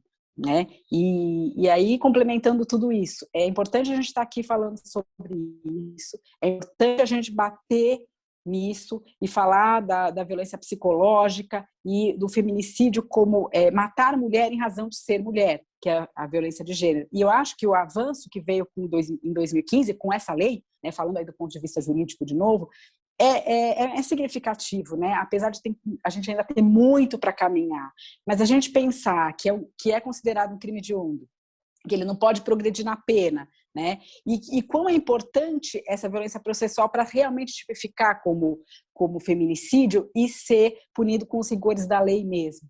Né? Eu acho importante a gente falar disso e continuar aí o nosso trabalho. E aí agora, acentuando isso, por que é importante a gente estar aqui?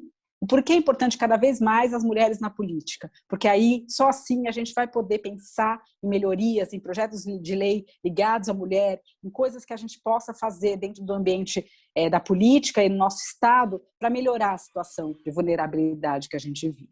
Tá bom? Bom, obrigada Alda, obrigada Ivani, um beijo para todas, muito prazer.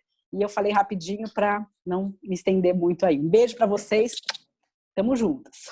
Maravilha! Obrigada, Cristina. Bom, eu queria chamar agora a nossa vereadora de Rio Branco, no Acre, a Lene Petecão.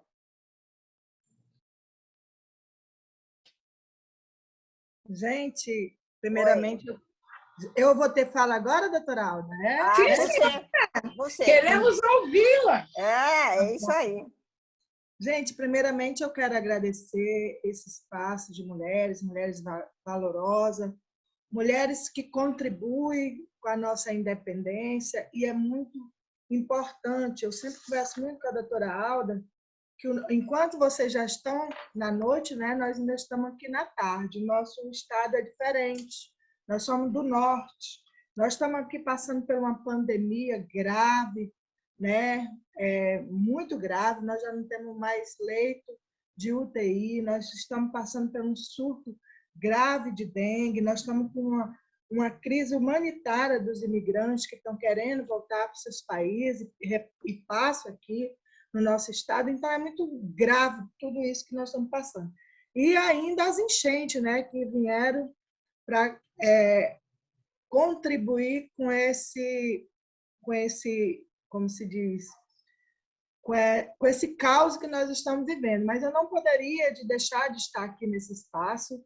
Eu sou assistente social, há muito tempo milito nessa área, em proteção das mulheres, né? A minha vida, a minha vivência, hoje eu sou vereadora de 3º mandato, porque eu construí isso lá dentro da minha faculdade, estudando os movimentos, criando os conselhos, levando para as comunidades a importância da gente viver em comunidade e exigir sempre os nossos direitos, né? Eu, hoje pela manhã, nós abrimos um espaço, porque na Câmara começa aí nos ambientes políticos. Na Câmara, hoje, nós somos 17 vereadores, apenas 2 mulheres. Nós incentivamos demais as mulheres serem candidatas, ganharem o mandato, porque são justamente essas mulheres que têm a sensibilidade, que têm as mulheres que têm esse olhar social para essas políticas públicas que, ao meu ver, no nosso país, infelizmente, nós ainda estamos relatando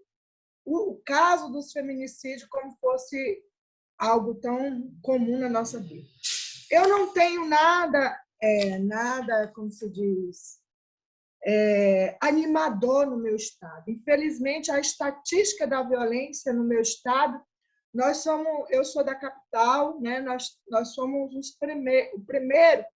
o estado que mais mata mulheres, e eu nunca me calei para isso, tanto é que hoje nós abrimos uma audiência pública. Infelizmente, a internet aqui do nosso estado é muito frágil, muito fraca, e nós fomos impedidos de fazer, mas a minha ordem do dia, de todos os dias, é falar dessa situação, das mulheres que são vítimas de todo tipo de violência, principalmente aqui no meu estado.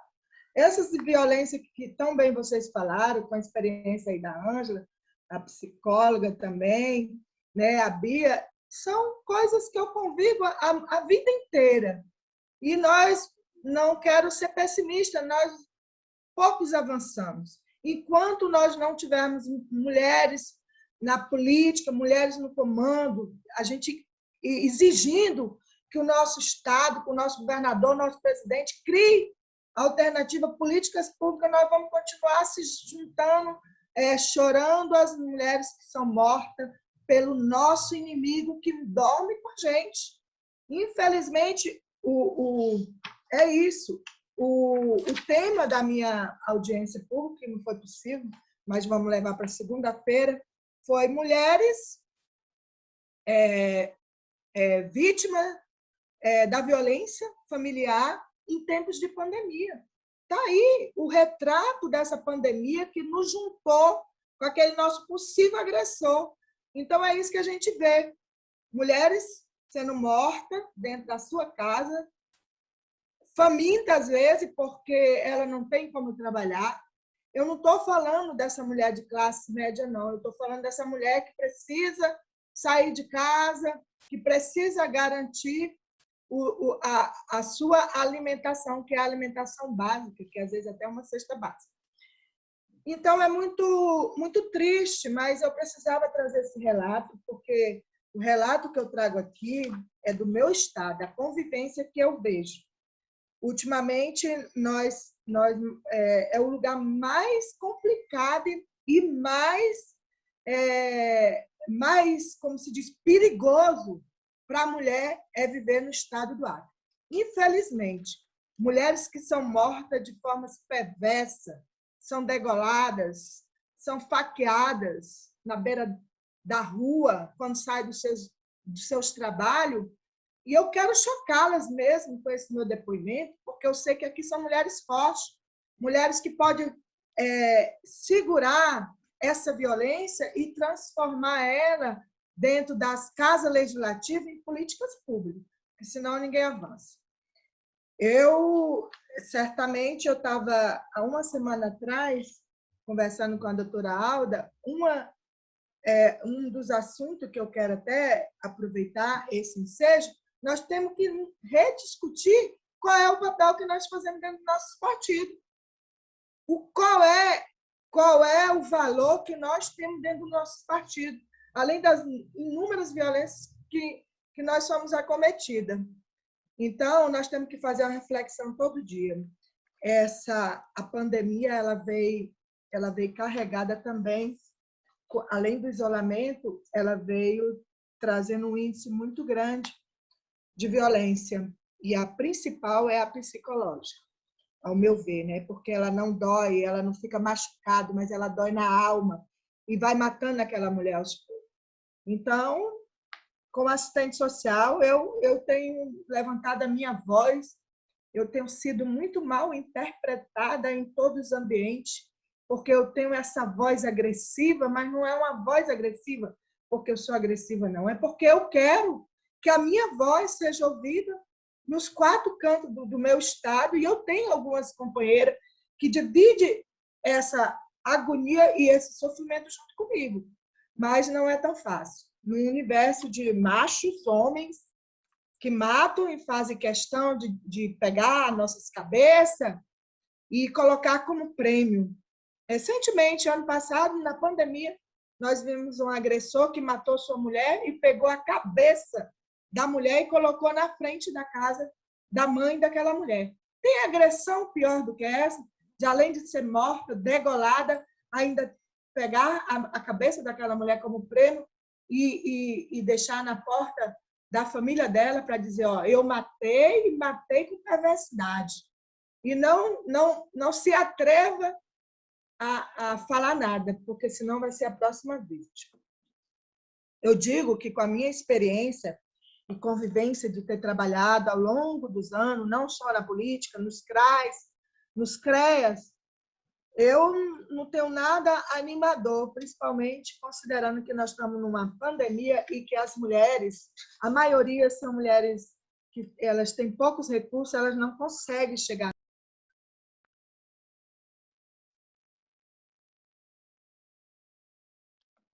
Tá sem som, para mim tá sem som. Tá sem som. Eita, estava sem som desde aquela hora? Voltou, não, voltou. agora voltou. Não, foi só esse finalzinho. Então, nesse mês de março e abril, o número aqui de feminicídio subiu de 117% para 143%. É assim que nós estamos vivendo, a mulher e a criança. Ainda tem mais, as mulheres acreanas, elas vivem em seringais, são mulheres simples, mulheres ribeirinhas, que elas têm dificuldade de acessar essa comunicação, seja com uma delegacia, seja de mostrar numa farmácia o símbolo da agonia e do desejo de ser protegida. Mas eu não poderia estar fora dessa discussão, não. Eu quero me juntar com essas demais mulheres, porque eu estava vendo aqui que tem um destaque, que eu também estudo muito sobre isso, que Maranhão está na mesma situação. E tem uma companheira aqui do Maranhão, que nós também, o Maranhão tem matado muitas mulheres, e o Acre está no topo, que infelizmente, para mim, isso é de uma tristeza que vocês não têm ideia. Nós estamos no topo da estatística da violência, infelizmente. Mas eu digo isso, com a minha experiência e convivendo muito com a realidade, a gente precisa sair dos nossos gabinetes e ter contato com as pessoas para saber os problemas das pessoas. Só assim podemos pensar em trabalhar em favor delas. Por isso, eu convido as mulheres a se empoderarem, serem mais resistentes ainda essa forma machista que os homens ainda pensam que tem sobre nós, né? E eu peço que busque o espaço na política, porque aí é onde a gente se empodera, é onde a gente consegue colocar um PL e brigar por um projeto de lei e a gente conseguir, com nosso esforço, muito até numa Câmara que tem 17 vereadores, 2 vereadoras apenas, agora que nós criamos uma comissão de mulheres pela experiência passada, para a gente falar sobre isso. Pasmem, senhoras. Hoje eu fiz uma audiência pública, não participo, os homens não participam, parece que não tem interesse nesse assunto. Então, lamentar mesmo, mas dividir comigo, dividir com vocês a minha experiência e a minha vontade cada vez mais de gritar e de gritar mesmo. Eu não tenho medo, a única coisa que ainda consigo chegar nesses espaços é a minha luta. Eu não tenho medo, eu não me canso. Mas aí as pessoas vão me colocando no escanteio, porque eu falo demais, porque eu pego demais no pé das pessoas. E isso fica triste, porque eu penso que quando eu estou dando a minha contribuição como uma mulher madura e que já trabalhou nesses espaços, seja relevante, mas não. Nós somos consideradas, e as colegas vereadoras e deputadas e vice-prefeita, pode muito bem confirmar esse meu relato. Mas é isso. Eu quero dizer que nós dormimos diariamente com nossos inimigos, não só nossos maridos, nossos companheiros, mas com os homens que nós dividimos o nosso trabalho, porque eles têm medo mesmo das mulheres empoderadas, das mulheres que sabem o que querem, entendeu? Das mulheres que querem e sabem aonde estão. Porque tem isso. Porque a gente tem que estar todo dia dizendo para esse homem a nossa competência, e isso vai ficando cansativo. Mas eu não me canso de dizer que eu sei aonde eu estou e sei o que eu quero, e continuo sendo essa mulher ribeirinha, que mora num estado longínquo de vocês, mas que pode contar comigo para a minha experiência de vida. A minha experiência de vida, e que tudo isso que vocês falaram está muito internalizado na minha vida acadêmica e na minha vida cotidiana. Muito obrigada. Obrigada, Lene. Eu Obrigada, quero citar Lene. também que nós temos aqui mais uma vereadora do Paraná, da cidade de Grandes Rios, a Rose Loreta, e também a Rivanda Freire, que é vice-prefeita de Jupi de Pernambuco. É um prazer grande ter todas vocês aqui, tá? Voltem sempre. Agora eu queria chamar, para terminar esse ciclo, Alda, a Carla Sarney, que é vereadora de São Luís do Maranhão. Maravilha. Carla. Olá, boa noite a todas as colegas. Para mim é um prazer estar aqui na presença da nossa presidente, Alda Marco Antônio, da Evani Bosco, que sempre me acompanha nas redes sociais, de todas vocês, colegas, vereadoras, deputadas, e também demais profissionais que fazem parte dessa plataforma hoje conosco. Bom, como a colega Lene falou, que realmente o Maranhão tem um dos maiores incide na questão do feminicídio, né?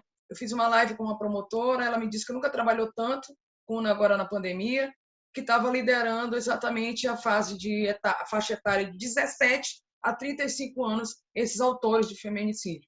Então, quer dizer, é algo bem alarmante. Mas, assim, eu me elegi a vereadora, meu primeiro mandato aqui em São Luís, que é a capital do Maranhão, e já preocupada com toda essa problemática, eu resolvi fazer logo um projeto de lei, que eu vejo que essas mulheres elas são também discriminadas, bastante, né? E eu dei entrada no projeto de lei agora, espero aprovar com os colegas, apesar da pandemia, a gente está trabalhando na plataforma remota, o nome do projeto é Mais Mulheres, não é só mais com um S, são 2 S mais. Ele trata o seguinte, as empresas de pequeno, médio e grande porte que tiverem em seus quadros pelo menos 5%, contratarem no mínimo 5% de mulheres que sofreram violência doméstica e estão em situação de vulnerabilidade, elas terão um incentivo, uma isenção de imposto de 2% a 3%. No caso, seria o ISS da gente, né? Esse projeto eu venho já falado com vários colegas, eles vão me apoiar para aprovar. Também já conversei com o secretário de Fazenda aqui e tem esse apoio. Agora a gente vai botar ele para andar para aprovar, porque a gente tem que pensar também em soluções. O problema existe em todo o Brasil, né? Mas a gente aqui em São Luís, como um índice é muito alto, e eu já pensando em soluções e sendo mulher, participando de vários fóruns, Alda, sobre essa discussão, de como a gente vai, pelo menos, sei lá, tentar encarar o problema mais de frente, porque como a colega falou, não existe classe social. É aquela dependência financeira ou dependência sentimental. A gente sabe que muitas deixam, eu já peguei vários casos que na frente da delegada elas desistem. Não vou porque depende do meu marido, tenho 3 filhos. Outras não vou porque tenho cartão de crédito altíssimo, sem limite. É a realidade. É a realidade. Eu estou falando de colegas advogadas, tá? E, sim, profissionais liberais que se sujeitam, infelizmente, a esse tipo de situação. Umas têm empresa, e pasme, outras têm avião, o marido tem avião, e se sujeitam a apanhar. É uma realidade aqui em São Luís, deve ser no Brasil todo. Eu estou dando um exemplo aqui. Mas, assim, a gente fica triste com essa notícia. Então, eu também, como uma nova parlamentar aqui, humilde vereadora, mas estou procurando contribuir através desse projeto de lei para que essas empresas contratem essas mulheres, principalmente em situação de vulnerabilidade, que encontra-se aqui a nossa São Luís. Se sabe que o Maranhão é um estado também pobre e que muitas dependem o maior empregador aqui é o governo do estado e o município, então a gente tem que se preocupar exatamente como criar incentivos para que empresas contratem. Então, foi por isso a iniciativa. Eu queria só agradecer essa oportunidade de falar aqui nessa plataforma e contribuir com esse meu projeto. Quem quiser também o arquivo desse projeto de lei, eu posso ceder para que quem quiser implantar em seu município, para mim vai ser um prazer, tá bom? Boa noite a todas. Obrigada. Muito bem, Carla. Obrigada, querida. Bom, Alda, chegamos ao final desse ciclo.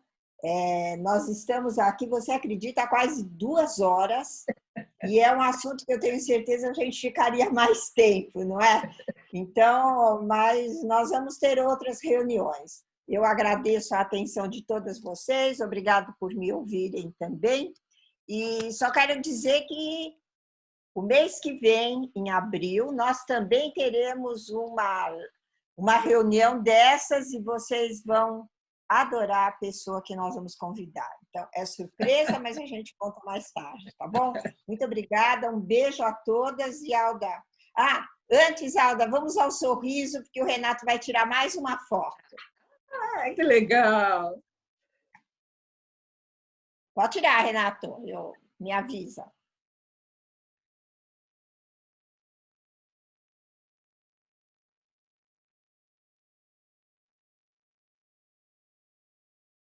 Foi. Eu acho que tem fotos que eu saio meio avesga, porque eu fico olhando para ele para ver se ele terminou. Tá, boa noite, gente. Beijo para todas. Alda? Olha, eu tive vários momentos, logo no começo, na porta da sala de entrada, muita alegria, uma alegria genuína de ver todas entrando, e depois eu me emocionei com cada depoimento, porque eu conheço as histórias atrás de cada fala, podem ter certeza. Eu agradeço muito às deputadas, a Edna e a Érica, a Edna do Amapá, a Érica do Ceará. Agradeço muito a Cristina Cabral, nossa advogada, defensora das mulheres. Agradeço todas que falaram, a Lene e a Carla, 2 vereadoras de capitais. A fala da Lene é uma comoção, é uma, digamos assim, vou usar um termo de uma música do Chico Buarque de Holanda, parece uma hemorragia, porque está tudo represado na garganta dela. Ela vive uma situação, eu acho que diferenciada de outros estados. Ela vê as coisas de muito perto, mas ela não descansa. Ela é uma guerreira, ela vai à luta como todas nós que estamos nesta reunião. Nós convidamos 1.200 pessoas. Muitas não puderam vir, são fortes como nós, mas nós que estamos aqui somos fortes, sabemos o que nós temos que fazer. Sabemos a situação que nós vivemos, o agravamento dessa situação da violência. Mas eu não posso ficar só para baixo. Eu fiquei feliz de saber que a Letícia Bol Vargas está presente na reunião. Ela, embora eu não tenha visto aqui na minha tela pequena, mas ela é um exemplo para todas nós, que além de coordenadora do PSD Mulher, ela é presidente do PSD do Rio Grande do Sul, que é algo que nós queremos para todas. Ela e a Rosângela, a tesoureira, elas, de fato, têm o poder do PSD, partido, no estado do Rio Grande do Sul. E nós queremos isso para todos os diretórios. E tem a violência política que nós sofremos dentro dos partidos. Nós temos apoio das direções nacionais, nós temos apoio das direções estaduais, eu sei disso, porque eu acompanho de perto, mas quando chega num município pequeno, a situação da mulher militante dentro dos partidos e dentro também do nosso partido é de doer, de chorar. Porque quando a mulher é brilhante, fala bem, ela exerce o seu mandato, se elegeu para vereadora, exerce o seu mandato com brilhantismo, atua na sociedade, encara, às vezes, o prefeito, o presidente do partido não aguenta. Ele não expulsa, mas ele cria dificuldades que faz com que essa mulher se afaste e mude, às vezes, até de partido. E, hoje em dia, com esse número imenso de partidos, os partidos contam um monte de lorota para as políticas, para as militantes, oferecem mundos e fundos, elas acabam migrando para outros partidos e, infelizmente, depois, no novo partido, elas vão ver que foram também ludibriadas. Então, a luta interna também nós precisamos vencer essa violência. E só vamos conquistar o nosso espaço com muita luta, muita competência, muita coragem, que eu vi que sobra aqui hoje na fala de cada uma que se pronunciou. Eu vi coragem, eu vi vontade, eu vi força e competência. Então, é isso. Eu quero, mais uma vez, agradecer a cada uma que participou, a cada uma que falou, e as queridíssimas Ângela e Bia estão no nosso coração. Não pensem que vocês vão se livrar de nós. Eu e a Imani temos um pacto, nós cercamos vocês e vocês vão continuar a participar conosco de tardes como essa que nós participamos hoje. Quero agradecer muito, muito todas que participaram, desejar a todas que aguardem a vacina com cuidado, que se protejam. Tenho que confessar que eu tive uma imensa felicidade, uma alegria genuína na segunda-feira, em que eu fui receber a primeira dose da vacina do Coronavac. E eu ainda tenho uma segunda dose para receber, mas vou continuar com todos os cuidados que tive até aqui. 1 ano de sacrifícios, mas nós estamos vencendo. Eu desejo a todas que não descuidem 1 segundo, porque esse vírus pode ser letal. Muita gente escapa, fica com sequelas, mas se nós podemos evitar, nós devemos evitar. A vacina está chegando. Muito obrigada a todas. Boa noite. Se cuidem. Máscara, álcool em gel. Fiquem em casa o quanto pode. Beijos. Isso aí. Todos em casa. Um abraço. Obrigada.